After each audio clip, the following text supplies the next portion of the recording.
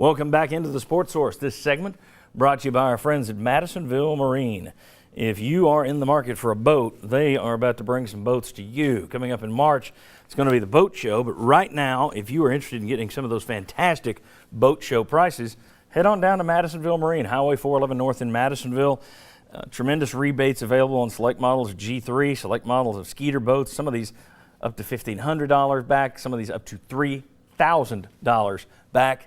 Madisonville Marine. All right, want to welcome in the next member of our panel right there from Sports Radio WNML, host of Sports Talk Monday through Friday and many other shows over there, Jimmy Hyams. Jimmy, glad to have you with us today. Good to be here. Want to talk about Mike Bajakian's departure. Timing was a little surprising. He heads to go be the quarterback coach at Tampa Bay for Lovie Smith, who he once worked for before when Lovie was at Chicago. Here's the issue. It's close to signing day. He'd worked for 8 years with Butch Jones. The statement, the release that came out, kind of chilly. There wasn't it wasn't one of these. He's been a great part of the family. We appreciate his help. And I think a lot of people said, okay, what's going on here? What's up?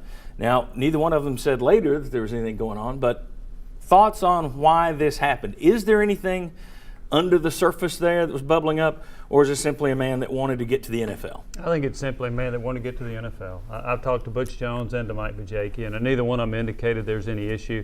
Bajakian was the only offensive coordinator Butch Jones had as a head coach at Central Michigan, Cincinnati, and at Tennessee. And I thought the relationship was fine. I think it was simply Bajakian, which he said, wanting to coach the best athletes at the highest level of football, and that is the NFL. And to me, that's understandable. I think it's conspiracy theorists maybe looking for something else that's really not there. I have no problem accepting the fact that a guy wanted to work at the highest level. How much of a concern is this moving forward? And we'll talk about the recruiting impact a little later, but simply in terms of this team, it's a young team. Now you could argue that they can handle it because they've got so many young guys that are back. I mean, most of these guys have been through it. Or you could say, oh, they're young. You know, Josh Dobbs has never started the season as the starter. How big of an impact is this move going to have on the Tennessee team in 2015, in your opinion? It's hard to say. The coach that comes in might have a positive, immediate impact. He might come in and there might be some growing pains. You know, it's hard to say. David Cutcliffe came in here after being away for a while and turned that around real quick, okay? Yeah. And he wasn't that familiar with the players. He had not coached them before, although he'd seen them. And there have been some other coaches that came in here like Dave Clawson, and that didn't work. So we've seen it go both ways. Yeah. I know that Butch Jones is focused in on Mike DeBoer. That's who he wants to hire. If he gets him, I think there's some familiarity with those two. They've worked together before. But it's hard to really say the impact it'll have, although I don't think it'll have much impact on recruiting. What do you think? Well, citing the examples Jimmy used of Dave Clawson, who wasn't a good fit, Butch has talked about the most important thing here is to get a good fit, and I think that's right. But I think it's something to watch. It can go good or it can go bad. It can have an effect. It really can. So it is important to have that good fit. I've been told this is Butch Jones' offense, so they can change out coordinators if they want. It's a little like running Nick Saban's defense. It's Saban's defense. But do you buy that? You gave me a I still think if you're up there calling plays and just a matter of seconds, got to get that play call and everything, it's an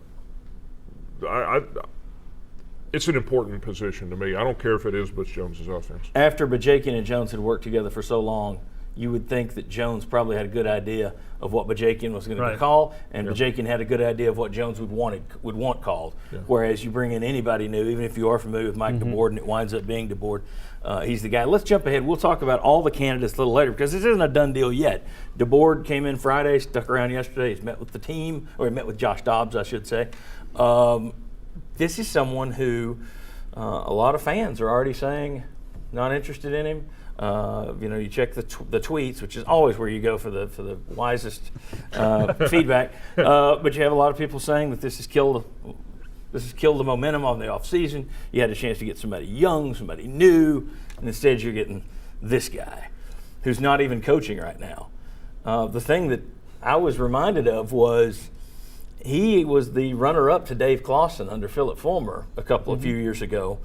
And a lot of people in that football office were surprised that they chose Clausen instead of DeBoard. Yep. DeBoard performed so well that a lot of the people around that football office thought he was going to get it, and they were shocked that Fulmer went the other way with Clausen.